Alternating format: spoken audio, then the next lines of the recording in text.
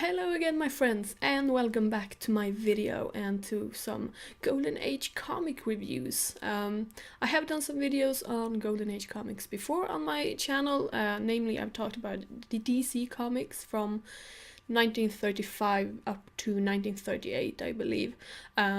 So I have separate videos for those as well as videos for a few collections. Like, for example, the latest one I reviewed was Golden Age Batman, Volume 1 in its paperback edition.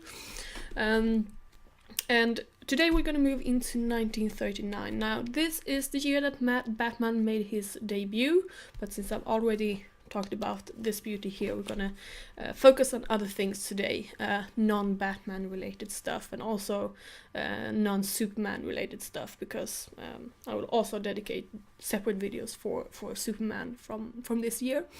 But there are quite a lot to talk about, so let's get started.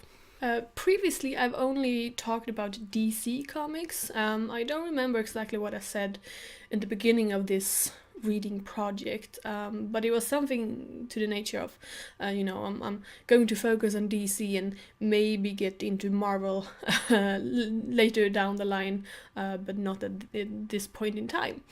Well, plans have changed because 1939 is the year that Marvel, or the company that will later become Marvel, published comics for the very first time, and I just went, you know what, let's do both. So in the future I'm going to make videos on both Marvel and DC comics, probably as separate videos or separate video series, though for this particular episode I have decided to combine the two because Marvel Comics only published 2 issues in 1939, so there's not really enough content there to make a separate video on, to be honest. So for this video there are discussions on both of them, both of the big 2.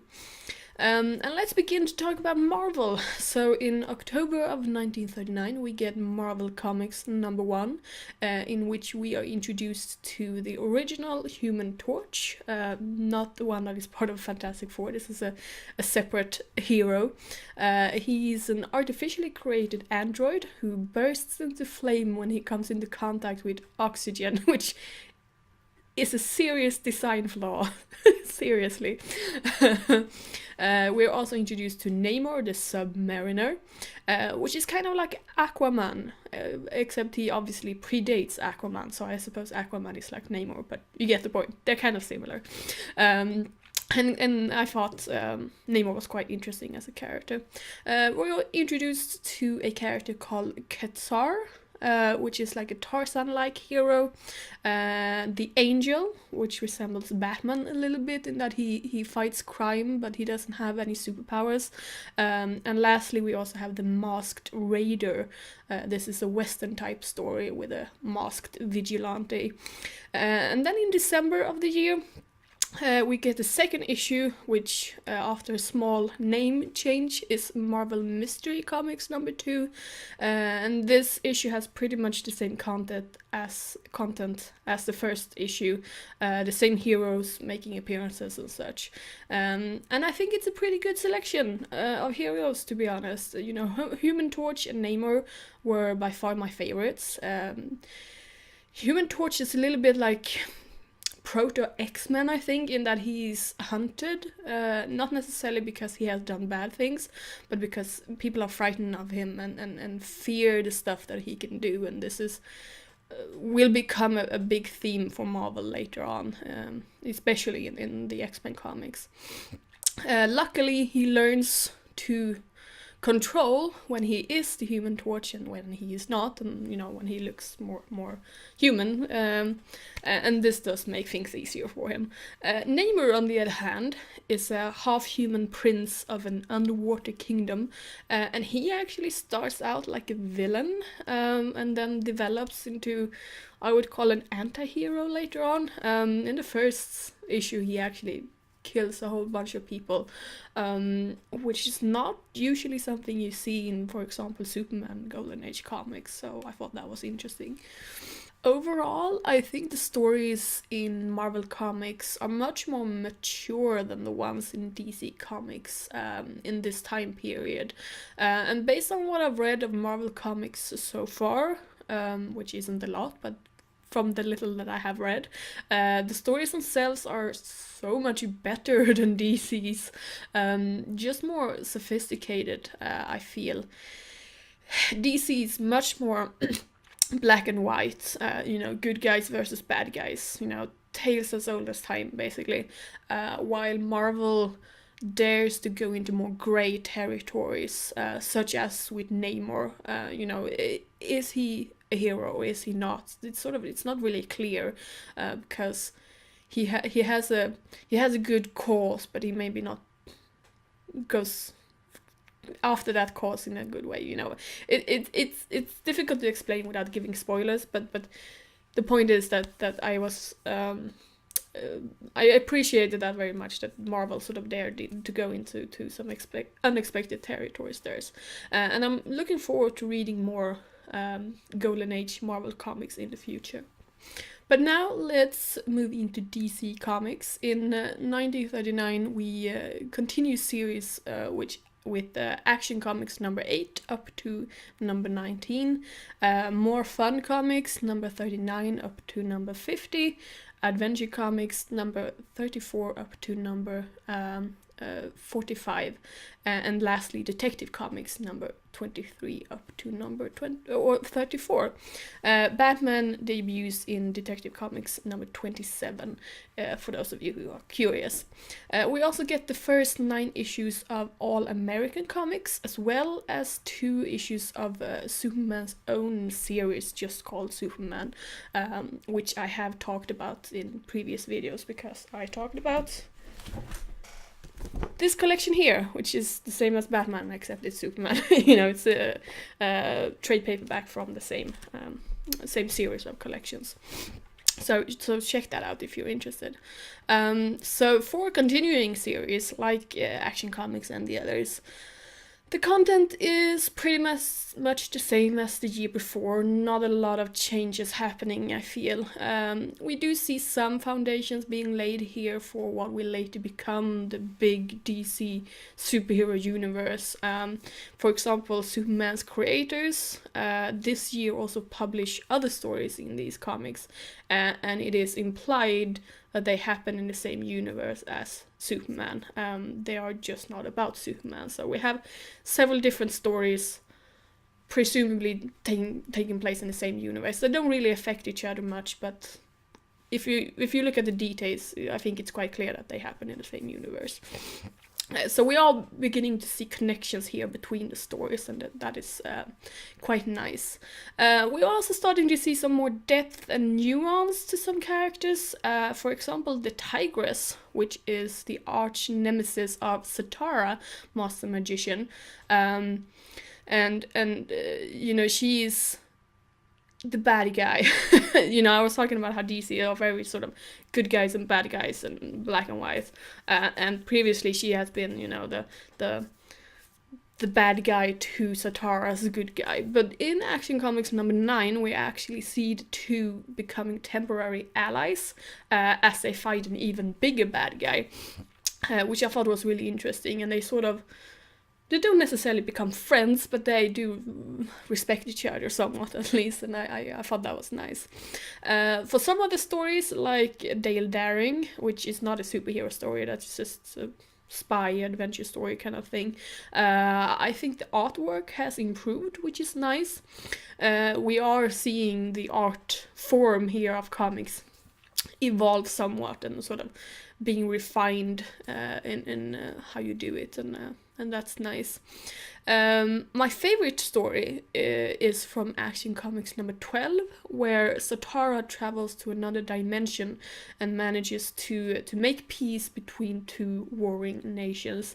And in the end, the two queens, who sort of take over from the previous leaders, decide to seal the peace with a kiss. The two queens kiss each other, which was a surprisingly queer moment for a comic from 1939. Which is to say that it's not really that queer, but I was pleasantly surprised by it because I didn't expect it. So that I think that will go down as my favorite story from 1939.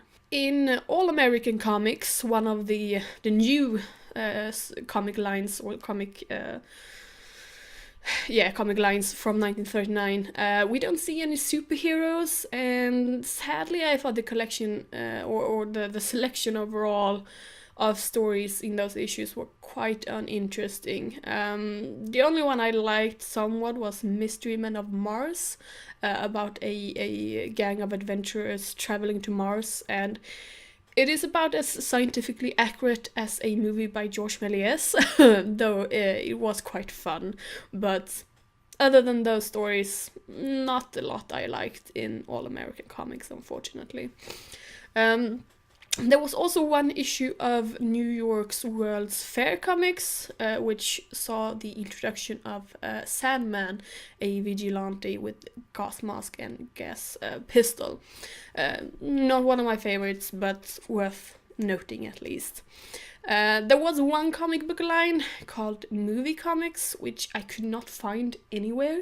It seems that they may not have been scanned and are not available digitally, which is a shame, but as far as I could figure out, they have no connection to superheroes, either current or later superhero from 1939. So very little interest to me personally, because I'm really just interested in the superhero stories. So I did skip those, but if I had been able to find them, maybe I would have at least checked them out. So they exist, but they are difficult to find. And that is pretty much it from DC. Satara is still my favorite character. I think he's much more awesome than Superman, and Batman for that matter.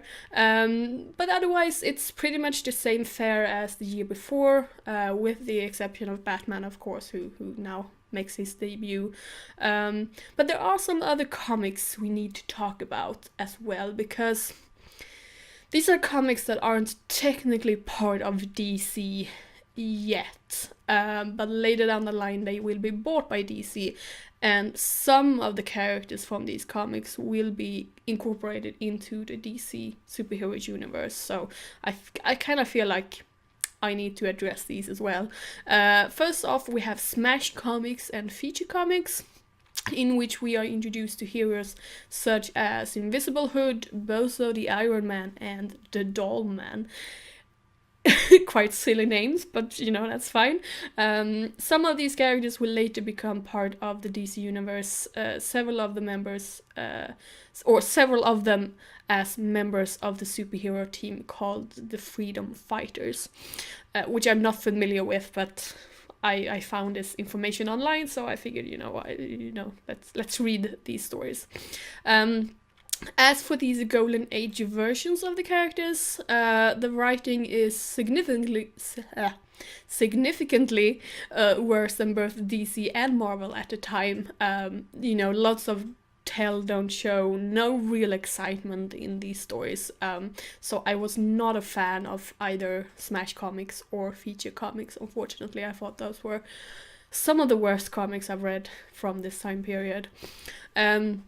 Then we have Mystery Men Comics and Wonder Comics, later renamed into Wonder World Comics.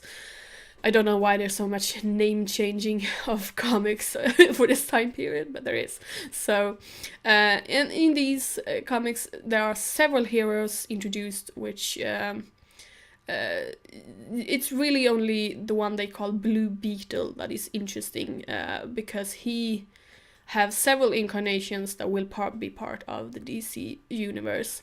And these comics are alright, definitely better than Smash Comics and Feature Comics. Most of the heroes in these comics are not so subtle rip-offs of DC heroes. In Wonder Comics #1, we have a character called Wonder Man, and he makes his one and only appearance in Wonder Comics #1 because DC sued the company because they thought Wonder Man was a Superman ripoff, which he kind of was. It's a bit ironic that Wonder Man and his fellow hero friends would later be purchased by DC. So DC technically could revive Wonder Man if they wanted to, but I don't think they do. There are also 2 magician type heroes in these issues, Jarko and Zanzibar, because why have one Zatara ripoff when you can have 2? You know, win-win, am I right?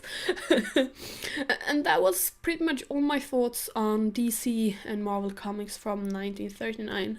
Let me know if I missed any, because it's honestly a bit confusing with all these smaller companies being bought up by DC, and some of the heroes will be part of the DC universe and some will not, and it's very much possible that I missed a few, and if that is the case, let me know, because I would love to read those stories as well, if that's the case.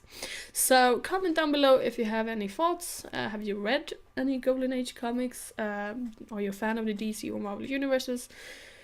You know, whatever you want to comment, do so down below. I would love to hear from you. Like and subscribe if you feel like it, and I'll see you again soon. Bye bye.